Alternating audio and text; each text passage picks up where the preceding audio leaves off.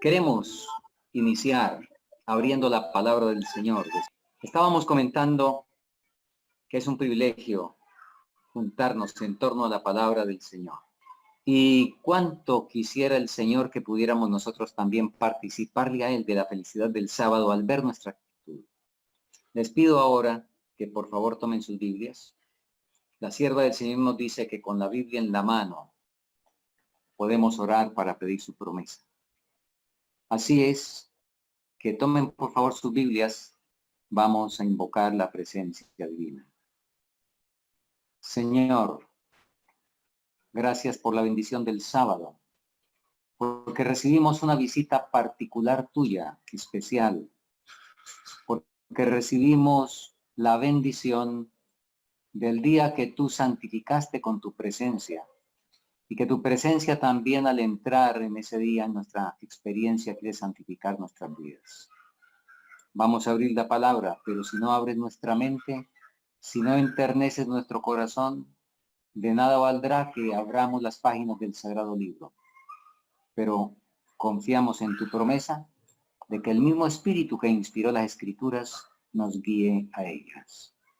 Úsanos según tu misericordia y no permitas que la debilidad y la imperfección del instrumento de barro sea el impedimento para que tu palabra llegue a tu pueblo. Lo agradecemos en Cristo Jesús nuestro Salvador. Amén. Isaías 1:18. Isaías 1:18 es un llamado de Dios dentro de este marco que hemos venido hablando del reavivamiento. Recordemos lo que hemos repasado en las noches anteriores, que la mayor y más urgente de todas nuestras necesidades requiere que mediante la humillación, la confesión y el arrepentimiento y la oración ferviente, cumplamos nosotros las condiciones por las cuales Dios ha prometido darnos su bendición. Anoche decíamos que al frente de ese trío de humillación, confesión y arrepentimiento, pues marcha la humillación, que son trillizos. Y alguno tuvo que salir primero, que la humillación es primero de esos trillizos que nacen el mismo día, en la experiencia cristiana. Y leímos también y repasamos que solo a través de la oración va a ser posible el arrepentimiento y va a ser posible el reavivamiento. Así es que esta noche, por la gracia de Dios, queremos examinar de una manera práctica, con el ejemplo elocuente que vamos a considerar, de cómo quienes nos han antecedido han participado de la bendita experiencia del arrepentimiento, la confesión y la humillación.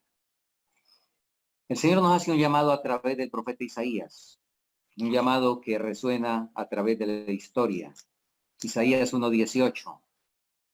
Venid luego, dice Jehová, y estemos a cuenta. Si vuestros pecados fueren como la grana, como la nieve serán emblanquecidos, y si fueren rojos como el carmesí, vendrán a ser como blanca lana. ¿Quiénes en la historia bíblica tuvieron esa experiencia de pecados rojos como la grana? ¿Recordamos nombres? Por supuesto. María Magdalena, David, Saulo de Tarso, etc. Y no vamos a hablar de ellos, sino hablar de otros que constituyeron y formaron parte de una familia que tuvo esa experiencia. Una familia que fue llamada desde el abuelo, igual que unos cuantos de ustedes, sin duda. Y fueron llamados, esa familia fue llamada para constituirse, lo que el apóstol Pedro, en su primera carta, el capítulo 2, el versículo 9, presenta como real sacerdocio, nación elegida, pueblo santo, para que anuncie las virtudes del que los llamó de las tinieblas a la luz admirable. Y esta noche vamos a hacer un recuento de una familia que bien en el lenguaje moderno podría tildarse como una familia disfuncional y en cuyos integrantes se encontraron pecados rojos como la grana. Empecemos la historia, que obviamente va a ser un repaso también, porque ustedes la conocen, por supuesto. El papá se casó con dos hermanas que desarrollaron rivalidad. El registro está en Génesis, el capítulo 29, los versículos 30 y 31 nos presentan las dos hermanas, pero se nos ha dado ya el relato de todo lo que ocurrió para que eso llegara a ese punto. Y dentro de ese marco nos dice que Jacob amaba a Raquel más que a Lea. Y que Dios dio, leo el versículo 30, donde dice el versículo 30, que tomó a Raquel y la amó más que a Lea. Y el versículo 31 nos dice, y vio Jehová que Lea era, una versión le dicen menospreciada, esta versión dice aborrecida. Era menospreciada. Y empezaron a llegar los hijos. Y llegaron primero 4 hijos para la que era menospreciada. Ahora, crecieron esos hijos, no de 2 madres, sino de 4 madres. Crecieron esos 12 hijos. Pero pregunto, ¿qué ocurriría o qué ocurre en la mente de unos niños que ven que su papá prefiere a la tía por encima de la mamá? Caso de Rubén, Simeón, Leví y Judá. ¿Qué ocurre en la mente de esos niños? ¿Qué pasa?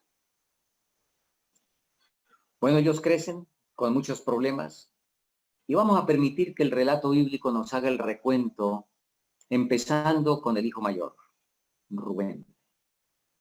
Capítulo 35 de Génesis y el versículo 22 nos habla de una cosa fea.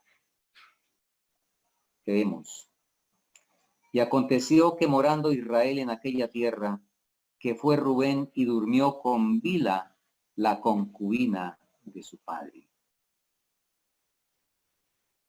Perversión en la familia. Incesto. Incesto. Luego, para seguir con Rubén, en el capítulo 37 está el relato de lo que ocurrió con José en Dotán, cuando los hermanos lo vendieron. Pero cuando viene José, los hermanos lo ven venir y sin duda que fue Simeón, porque de acuerdo a la inspiración fue el más cruel. Posiblemente fue Simeón el que primero dijo matémoslo y los demás estuvieron de acuerdo. Rubén me dio. Rubén me dio de la siguiente manera, nos dice los versículos 21 y 22. Y cuando Rubén oyó esto, lo libró de sus manos y dijo, no lo matemos. Y le dijo Rubén, no derraméis sangre, echadlo en este pozo que está en el desierto y no pongáis mano en él, por librarlo así de sus manos para hacerlo volver a su padre. La intención era buena, pero le faltaba valor. A esto se llama cobardía. Era el mayor y en los tiempos bíblicos el hijo mayor tenía mucha preponderancia en la familia. Rubén, si se hubiera plantado al igual que Aarón al pie del Sinaí, ustedes saben, Aarón podía haber detenido la apostasía que hubo en el Sinaí, nos dice la inspiración, pero por cobardía no lo hicieron. Y aquí encontramos un rasgo de Rubén. En primer lugar, incesto, luego encontramos cobardía. Y esto de la cobardía pues como que parece que no es tan negativo, quizá. Pero cuando vamos a Apocalipsis 21:8, muy interesante, por lo menos en la versión Reina Valera, cuando presenta la lista de las personas que están desfilando hacia el lago de fuego, en primer lugar están los cobardes. Sin duda, por eso también es que el apóstol Pablo nos dice, escribiéndole a Timoteo, porque no nos ha dado Dios espíritu de cobardía, sino espíritu de poder, de amor y de dominio propio. Muy bien. Sigamos con Simeón y Leví para ver los actos de estos caballeros. Capítulo 34 de Génesis, en los versículos 25 y 26, los encontramos con la siguiente actuación. Y sucedió que al tercer día, cuando ellos sentían el mayor dolor, los dos hijos de Jacob, Simeón y Leví, hermanos de Dina, tomaron cada uno su espada y vinieron contra la ciudad osadamente y mataron a todo varón. Y a Amor y a Siquem su hijo los mataron a filo de espada y tomaron a Dina de casa de Siquem y salieron. Repasemos rápido la historia. Dina, la hija de Lea, se sintió sola y sintió que necesitaba amistades. Y se fue a ver a las hijas del país, nos dice la Biblia. Salió a ver donde encontraba compañeritas. Y ocurrió la tragedia porque fue codiciada, fue abusada. Y ahora, especialmente Simeón y Leví, engañan a Siquem y a Amor. Les prometen cosas, los hacen circuncidar, los otros lo hacen porque, bueno, querían conseguir sus fines, sus propósitos. Y al tercer día, entonces ellos aprovechando Simeón y Leví la debilidad física, y se vienen y matan absolutamente a todo varón. Aquí encontramos hipocresía, asesinato, engaño y traición. Sigamos con Judá. Capítulo 38, versículos 1 al 5. El versículo 1 nos dice, y aconteció en aquel tiempo que Judá descendió de donde estaban sus hermanos y se fue a un varón adulamita que se llamaba Hira. Y Judá vio allí a la hija de un hombre cananeo, la cual se llamaba Súa, y la tomó y entró a ella. Pablo no había escrito específicamente a Corintios, donde dice no juntéis en yugo con los infieles, donde se da ese mandamiento. ¿Está bien? ¿Sabía Judá o no lo sabía? ¿Conocía Judá la historia del diluvio o no la conocía? Sabía que la perversión y que el dique que detenía la corrupción se rompió cuando los hijos de Dios se mezclaron con las hijas de los hombres. ¿Sabía eso Judá? Por supuesto. Y aquí lo tenemos haciendo caso omiso de la palabra y sencillamente entrando en yugo desigual. Pero no paró ahí el asunto. En los versículos 15 en adelante del mismo capítulo, nos presenta a Judá adulterando con la nuera. Bueno, podremos decir, pero es que no sabía que era la nuera. Cierto, no sabía que era la nuera porque ella, por razón de que Judá incumplió su palabra, ustedes lo saben, entonces se disfrazó de meretriz y sencillamente se entregó a Judá. Él no sabía que era la nuera, posiblemente no lo habría hecho si hubiera sabido que era la nuera, pero ¿en qué andaba? ¿En qué andaba? Así es de que aquí encontramos problemas serios, también de incesto, adulterio. ¿Qué más decimos? ¿Y el resto? Del resto no hay explicaciones específicas y detalladas de los otros miembros de la familia. Pero hay un resumen general y volvemos al capítulo 34, donde se nos pinta en lo que participa el resto. En el incidente de Siquem, donde ya Simeón y Leví han entrado y matado a todo varón y han tomado a Dina y se van, ahora viene el resto. Y dice así la palabra. Y los hijos de Jacob vinieron a los muertos y saquearon la ciudad, por cuanto habían amancillado a su hermana. Tomaron sus ovejas, sus vacas, sus asnos y lo que había en la ciudad y en el campo. Y todos sus bienes se llevaron cautivos a todos los niños y a sus esposas y saquearon todo lo que había en casa. ¿Qué tal? ¿Qué tal? ¿Qué hay aquí? Robo, secuestro, trata de seres humanos. Tremendo. ¿Qué pecado falta? Ninguno. Como clase, en los hijos de Jacob están todos los pecados posibles. Y hablemos algo más de cómo era el carácter y qué era lo que ellos sentían. Hablando de José,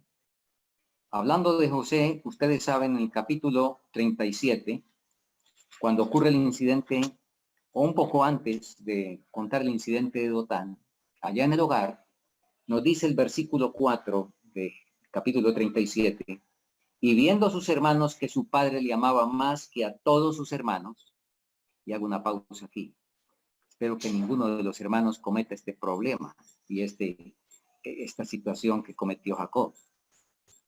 El favoritismo imprudente con uno de los hijos despierta las peores pasiones en los otros.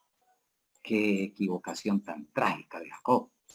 Entonces, viendo los demás, que Jacob le dio la túnica de colores y todo lo demás, el resultado es que lo aborrecían a José y no le podían hablar pacíficamente.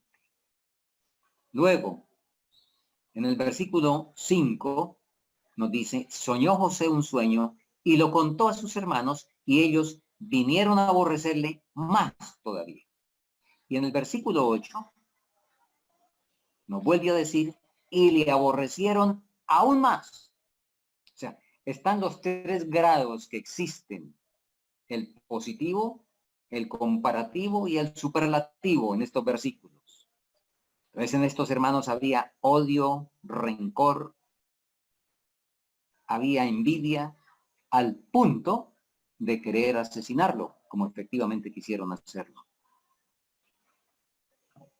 Pregunto en este momento, en este punto, ¿cuántos de ustedes quisieran tener a esa familia como vecinos? ¿Qué tal esos vecinos? Qué cuadro dantesco. Una pintura que podríamos decir, una pintura del infierno. Mejor, dejemos ahí ese cuadro. Y permítame, vamos al Apocalipsis para tener un cuadro bien distinto. Dejemos atrás las imágenes siniestras que hemos repasado. Y acompañemos a Juan a contemplar los cielos nuevos y la tierra nueva que nos pinta en el capítulo 21 del Apocalipsis. Acompañémosle en el versículo 2 a contemplar el descenso de la Nueva Jerusalén. Porque él dice, yo vi que la santa ciudad, la Nueva Jerusalén, descendía del cielo de Dios dispuesta como una esposa ataviada para su marido. Un ángel es el guía turístico, según los versículos 10 y 11. Bueno, en el versículo 9 nos dice, vino a mí uno de los 7 ángeles y me dijo, ven acá, te mostraré la desposada, la esposa del Cordero. Así de que acompañemos ahí a Juan y acompañemos al ángel para participar de esas maravillas en vez del cuadro que hemos contemplado. Y entonces nos lleva, versículo 10, en el espíritu a un monte grande y alto, y nos muestra la gran ciudad santa de Jerusalén que desciende del trono de Dios y se va acercando. Y en la medida que se va acercando, teniendo la gloria de Dios, versículo 11, su luz era semejante a una piedra preciosísima, como piedra de jaspe, diáfana como el cristal. Se va acercando la nueva Jerusalén, va entrando más dentro de nuestro campo de alcance visual.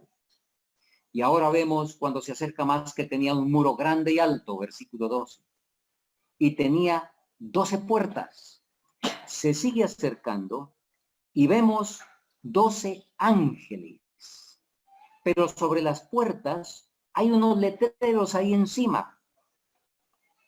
Y cuando se acerca lo suficiente para que podamos distinguir y leer de manera clara, entonces sufrimos un shock. Porque en esas letras están los nombres de los 12 hijos de Israel. Los nombres de ese clan tan siniestro, de esa horda de maleantes, de semejante chusma. ¿Cómo fue que entraron allá? ¿Por dónde se infiltraron? Ocurrió con ellos, como dice la parábola del hombre, que no sabemos cómo apareció adentro en la fiesta sin tener el vestido de boda. Aquí fueron 12 los que se infiltraron y cómo lograron que sus nombres estuvieran en los muros de las puertas de la Nueva Jerusalén. Oh, hermanos, todos ustedes saben. No tendrá el Señor que borrar los nombres de ese clan, de los muros, allá de las puertas de la Nueva Jerusalén. No tendrá que borrar esos nombres como pesarosamente ha tenido a través de la historia que borrar algunos nombres del libro de la vida, de quienes alguna vez entraron en su servicio, pero que volvieron atrás. Ellos entraron allá porque ocurrió un milagro de la gracia divina. Y vamos a examinar el proceso del milagro. Nos está revelado. Y vamos a la historia. Pasan 2 años después de la venta de José. Y llegamos en el Génesis a las escenas del capítulo 42. Ahora, estos hermanos están frente al que vendieron y trataron brutalmente. Y ahora el gobernador los prueba. No saben que José los conoce inmediatamente. Y ahora José quiere saber si ha habido un cambio o no ha existido cambio en sus corazones. La inspiración nos dice en Patriarcas y Profetas, las páginas 225 en adelante, lo siguiente.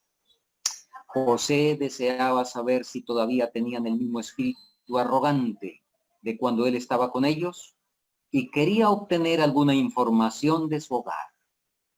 ¿Cómo lo hizo? El relato bíblico lo dice, ustedes lo conocen desde niños, quizá ha sido de las historias que más les gustaba cuando eran niños que les contaran cuando iban a dormir. Espías sois. La inspiración nos sigue diciendo, fingiendo dudar de la veracidad de lo que decían y considerarlos aún como espías, el gobernador declaró que los probaría exigiendo que permanecieran en Egipto hasta que uno de ellos fuera a traer a su hermano menor. Y si no consentían en hacer esto, serían tratados como espías. Pero los hijos de Jacob no podían aceptar tal arreglo, puesto que el tiempo que se necesitaba para cumplirlo, sus familias padecerían por falta de alimento. ¿Y cuál de ellos emprendería el viaje en solitario, dejando a sus hermanos en la prisión? ¿Cómo haría frente a su padre en tales circunstancias? Parecía posible que se los condenara a muerte o que se los hiciera esclavos. Y si traían a Benjamín, tal vez sería solamente para que participara de la suerte de los demás hermanos. Decidieron permanecer allí y sufrir juntos, más bien que aumentar la tristeza de su padre con la pérdida de su único hijo que le quedaba.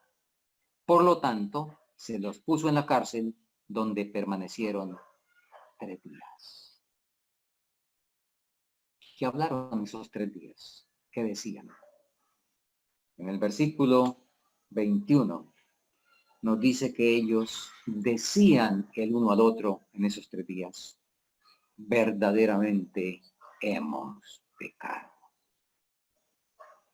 Había ocurrido esa metanoia, ese cambio de mente.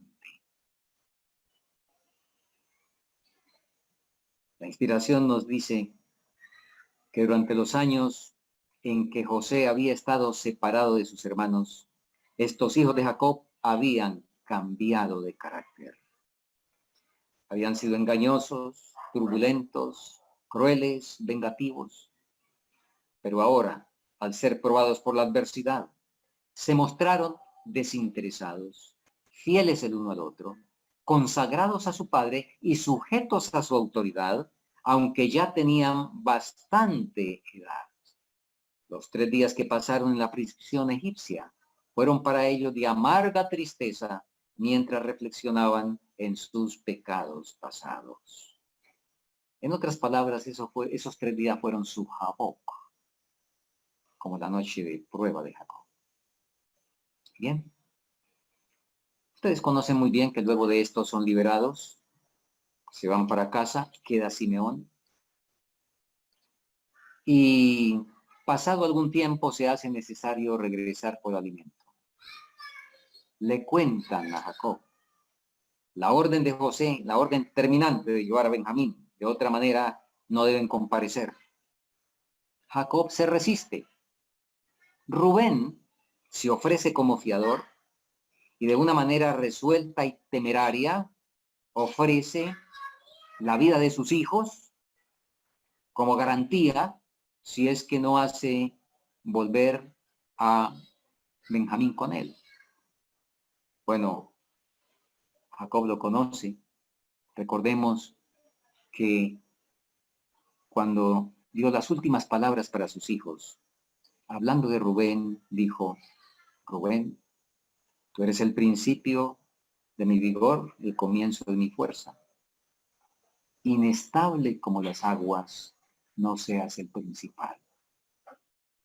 Rubén era de arranques emocionales, inestable como las aguas. Jacob lo conocía.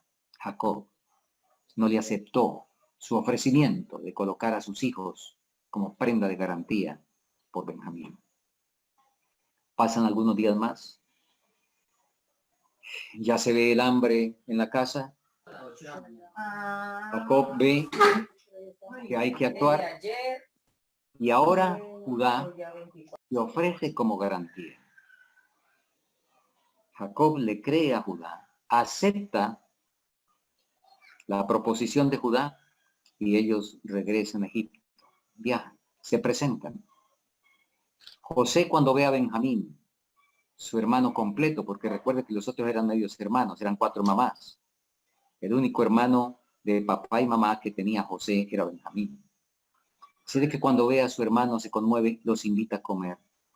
Ellos se asustan, piensan que es para hacerlos esclavos, pues creen que el dinero que encontraron cuando llegaron a Canaán y fue puesto en sus sacos, fue colocado para tener el pretexto y tomarlos como esclavos. Se coloca a la mesa. Y el relato de Génesis 43 nos dice en el versículo 34 que a Benjamín se le dan 5 porciones más de lo que se le da a sus hermanos. ¿Por qué? ¿Plotón iba a ser capaz de comerse todo eso? ¿Cuál era el propósito? La inspiración lo dice muy claro. Mediante esta demostración de favor en beneficio de Benjamín, José esperaba averiguar si sentían hacia su hermano menor la envidia y el odio que le habían manifestado a él. Creyendo todavía que José no entendía su lengua, los hermanos conversaron libremente entre ellos, de modo que le dieron buena oportunidad de conocer sus verdaderos sentimientos.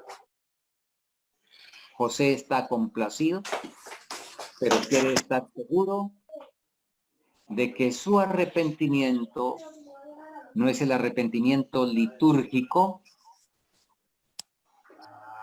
Internamente, algunos podemos manifestar cada 3 meses a lavarnos los pies para tomar el pan y el vino. Una cuestión apenas litúrgica. José quiere estar seguro de que no es por la presión del hambre para conseguir alimento que han cambiado la conducta.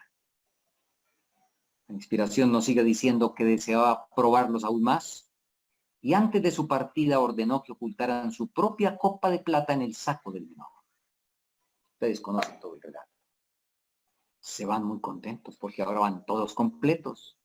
Ya el gobernador se convenció de que no son espías. Se solucionó el asunto. Sin duda van con expresiones de agradecimiento al Señor. Van todos. Simeón, que se reunió con ellos, que había quedado allá. Benjamín también bien. Cuando al galope los alcance el mayordomo, y no dudemos que el mayordomo no iba solo. Es de sentido común que iba acompañado de las fuerzas militares de Egipto, porque se trataba de hacer volver a unos delincuentes que se habían robado la copa, una copa mágica. Bueno, ustedes conocen la historia. Los hermanos de José hacen una propuesta temeraria, nacida de su conciencia de inocencia, en el que se encuentre la copa que se muera, y los demás somos sus siervos. Cuando el mayordomo le dice, no es para tanto, no es para tanto, no se preocupen. El que tenga la copa será mi siervo, y los demás se pueden ir, para que vayan donde sus familias y atiendan la necesidad que tienen. Nosotros conocemos el resultado del escrutinio de los sacos. La copa se encuentra en el saco de Benjamín. La Biblia nos dice que rasgaron sus vestidos.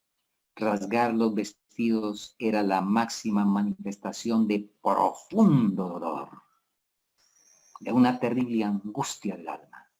Rasgaron sus vestidos y lentamente regresaron a la ciudad.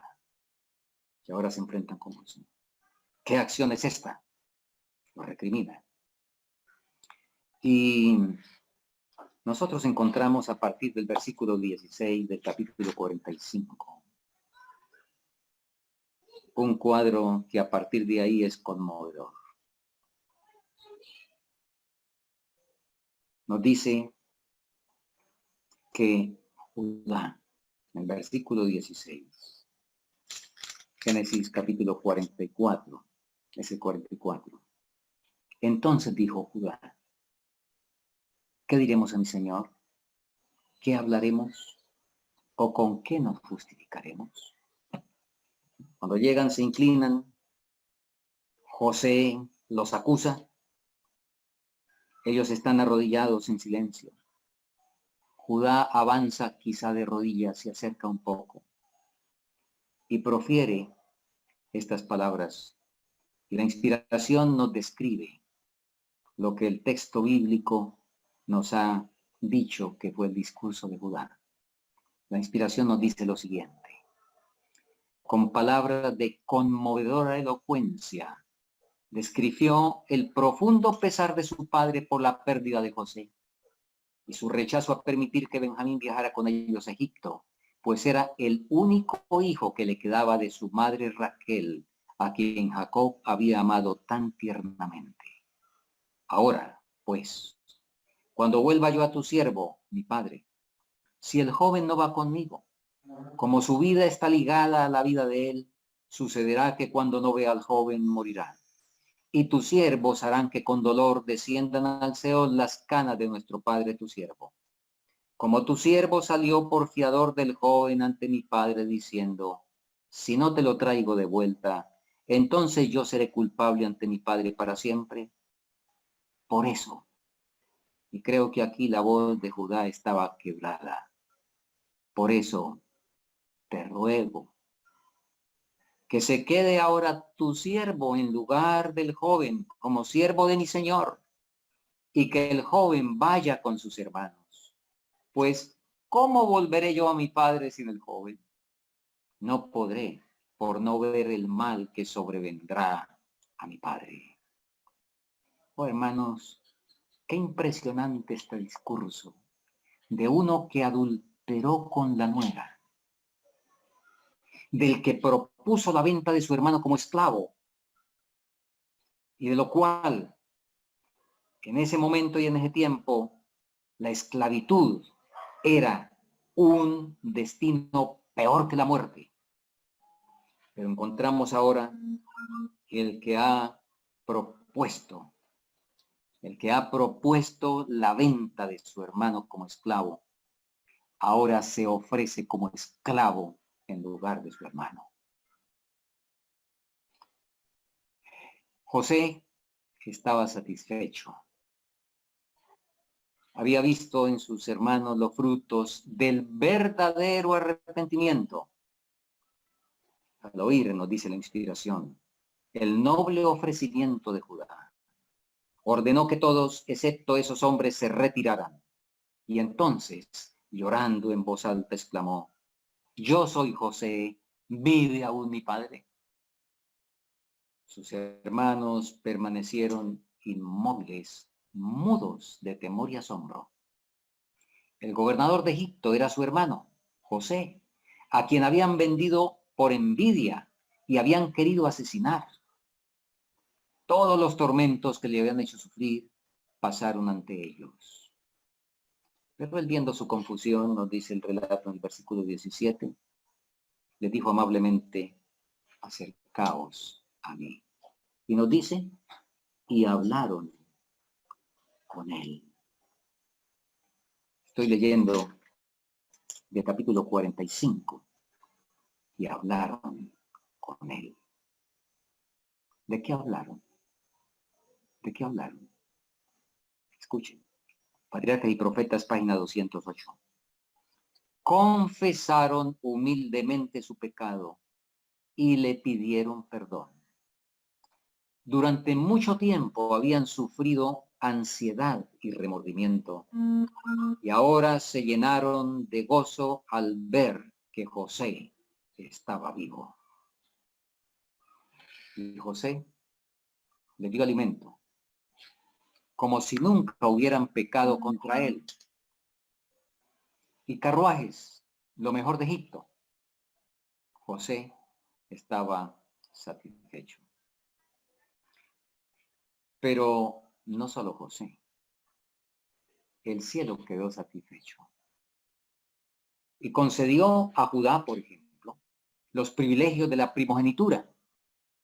De él vendría Shiloh, de su descendencia nacería el león de la tribu de Judá, el Mesías. Fue Judá la tribu que siempre estuvo al frente en las campañas de Israel. Y Leví, el engañador, el secuestrador, el asesino, ¿qué pasó con él?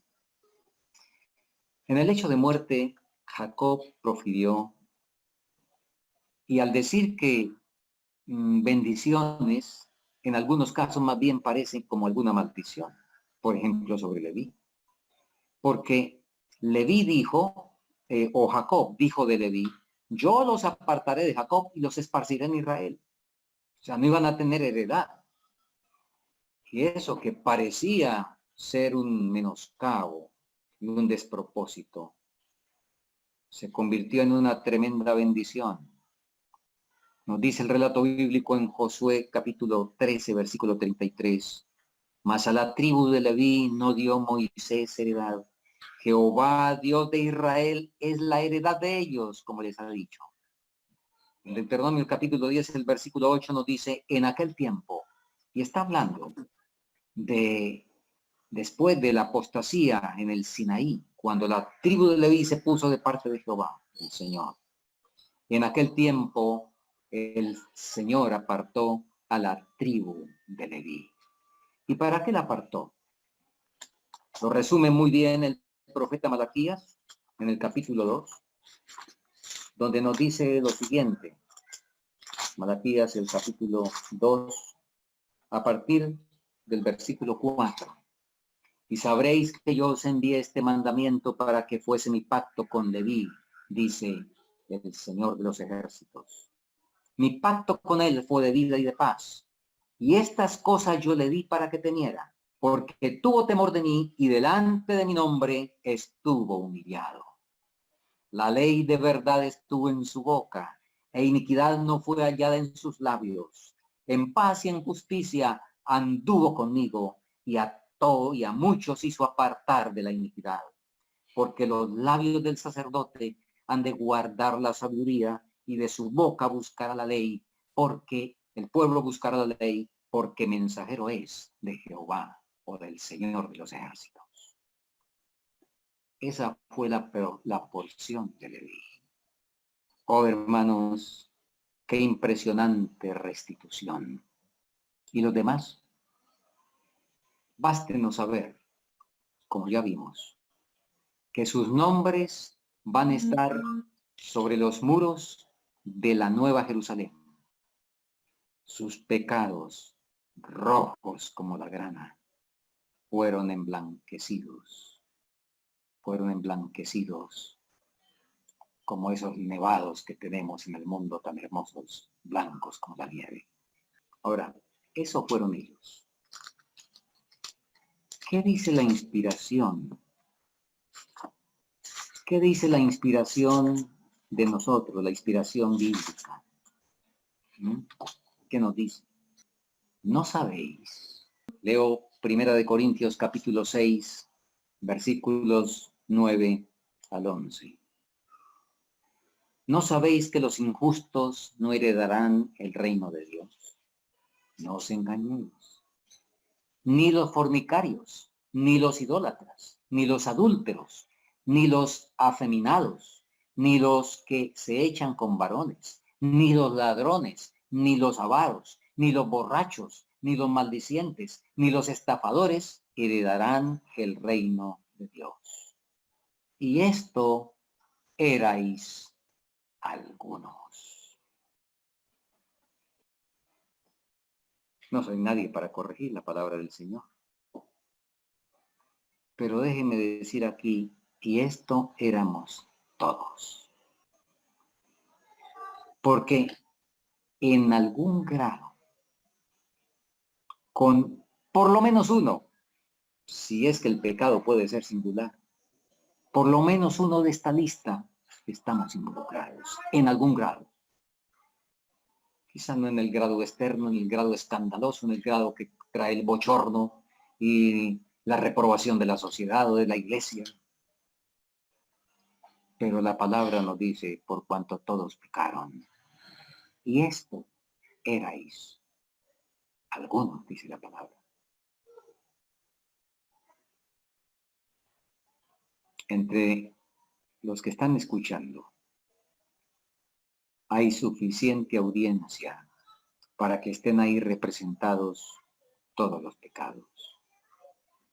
Pero hay perdón, hay reivindicación. La palabra nos dice que Dios estaba en Cristo reconciliando consigo al mundo y no tomando en cuenta a los hombres sus pecados. Voy a terminar con unas joyas de la inspiración, tanto en la ley como en el testimonio.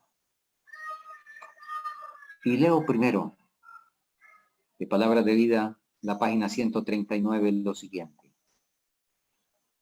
Aquel que vive en el santuario celestial juzga con justicia. Se complace más en sus hijos que luchan contra la tentación en un mundo de pecado que en las huestes de ángeles que rodean su trono. Oh, hermanos, qué impresionante esto. Se complace más en sus hijos que luchan contra la tentación en el mundo de pecado que en las huestes de ángeles que rodean su trono. Y escuchen esta otra. La obra de la redención implica consecuencias de las cuales es difícil que el hombre tenga concepto alguno. Cosas que ojo no vio ni oreja oyó, ni han subido en corazón de hombre, son las que ha Dios preparado para aquellos que le aman. Cuando el pecador, atraído por el poder de Cristo, se acerca a la cruz levantada y se postra delante de ella, se realiza una nueva creación. Se le da un nuevo corazón. Llega a ser una nueva criatura en Cristo Jesús. La santidad encuentra que no hay nada más que requerir. Dios mismo es el que justifica al que es de la fe de Jesús. De los que justificó, a estos también glorificó. Y escuchen esto, hermano. Escuchen con atención. Si bien es cierto que son grandes la vergüenza y la degradación producidas por el pecado, aún mayores serán el honor y la exaltación mediante el amor redentor. A los seres humanos que se esfuerzan por estar en conformidad con la imagen divina, se les imparte algo del tesoro celestial, una excelencia de poder que los colocará aún por encima de los ángeles que nunca han caído. No sé, hermano, qué siente, experimenta cuando escucha esto. ¿Cómo fuimos creados? El Salmo en relación con los ángeles, ¿cómo fuimos creados? El Salmo 8 nos dice que fuimos creados un poco menor que los ángeles. En la inocencia, antes de haber pecado, éramos un poco menor que los ángeles. Pero después de haber sido los sinvergüenza del universo, el amor redentor al alma contrita y humillada lo lleva al cielo y lo coloca por encima de los ángeles que nunca han caído. Espero que ninguno tenga dudas de que esto está claramente en la palabra. La última cita que leí está en Palabras de Vida del Gran Maestro, la página 127. Ahora, ¿qué nos dice la Biblia? ¿Qué nos dice el Apocalipsis, capítulo 3, versículo 21? Al que venciere, le daré que se siente conmigo en mi trono, así como yo he vencido, y me he sentado con mi Padre en su trono. ¿Y qué nos dice Hebreos capítulo 1? Leámoslo. Hebreos capítulo 1, y vamos a revisar en Hebreos 1 el versículo 13. ¿Y a cuál de los ángeles dijo Dios jamás: siéntate a mi diestra hasta que ponga a tus enemigos por estrado de tus pies? ¿A cuál de los ángeles le dijo Dios: siéntate a mi diestra? Ni siquiera a Gabriel, que reemplazó a Lucifer. ¿A cuál? A ninguno. A ninguno le dijo: siéntate conmigo en el trono. Pero al que venciere, le daré que se siente conmigo en mi trono, así como yo he vencido y me he sentado con mi Padre en su trono. Oh, hermanos, ¿qué experiencia van a tener Juan y su hermano Jacobo? ¿Recuerdan ustedes que dentro de ese marco egoísta, de ese marco que la psicología llama aspiraciones, que llama dignidad y que llama no sé cuántas cosas, que llama tener aspiraciones y valorarse? Una vez no se atrevieron, sin embargo, a hacerlo ellos, y mandaron a la mamá para que le dijera a Jesús que en su reino se sentaran el uno a la derecha y el otro a la izquierda. ¿En qué contexto hicieron ese pedido? ¿En qué contexto? En un contexto vil de pecado. Un contexto en el cual ellos creían que eso era valorarse. Poquito tiempo después, cuando subieron al aposento alto, sintieron vergüenza de semejante cosa que habían pedido. Se arrepintieron de todo corazón. Les daba vergüenza. Eso que antes les había parecido dignidad, ahora vieron que era basura y que era vergüenza. Señor, por favor, perdónanos. En la restauración, el Señor va a decir, Santiago, Juan, vengan. Ustedes me pidieron en la tierra que querían sentarse conmigo. Se cumple. Dado que ustedes hicieron lo que había que hacer, transitaron por la humillación, por la confesión y el arrepentimiento, vengan, siéntense conmigo en mi trono. Y no será solo con ellos al que venciere. Tú te puedes sentar, yo me puedo sentar en el trono junto a aquel que nos revivió por toda la eternidad. Hermanos, vale la pena comprometerse con el Señor. Vale la pena ser cristianos. Vale la pena elevarse a la altura de la abnegación. Clama a mí y yo te responderé y te enseñaré cosas grandes y ocultas que tú no conoces. Y aquellos, a los seres humanos que se esfuerzan por estar en conformidad con la imagen divina, se les imparte algo del tesoro celestial, una excelencia de poder que los colocará aún por encima de los ángeles que nunca han caído. Queremos esa experiencia, no por la exaltación que signifique, sino por la cercanía a nuestro amado Redentor, quien hizo todo para que esto sea posible. El Señor acompaña a cada uno. Y que este sábado sea un sábado de victoria.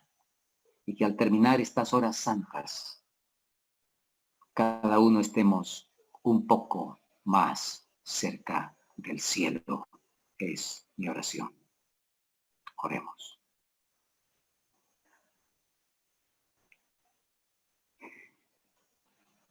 Nuestro Dios y Padre, nuestro corazón se conmueve. Nuestro espíritu se siente abrumado de tanto amor, de tanta bondad. Oh, cuánta gracia. Qué maravillosa gracia de Cristo rico don. Como cantamos en algunas ocasiones, de esa gracia que para describirla palabras vanas son. Encontramos en ella ayuda, sus puertas nos abre. De Cristo la gracia divina nos alcanza. Gracias por esas provisiones de amor, de misericordia. Y te agradecemos porque en tu palabra has encontrado o hemos encontrado ejemplos y has dejado registrados ejemplos de quienes con pasiones semejantes a las nuestras, quienes cometieron execrables fechorías, sin embargo, se acercaron al Calvario, permitieron la obra de transformación en su vida y qué gran galardón, qué manera del amor de Dios manifestarse en la restauración de todas las cosas. Toma nuestra vida, toma nuestro corazón, restáuralo, transfórmalo, elévalo. Gracias porque este es tu gran cuidado y porque esta es tu gran deseo. Ayúdanos a estar en armonía con ese deseo y permitir que el que comenzó la obra en nuestro corazón también la termine. Lo agradecemos en Cristo Jesús nuestro Salvador. Amén. Amén. El Señor les bendiga a todos.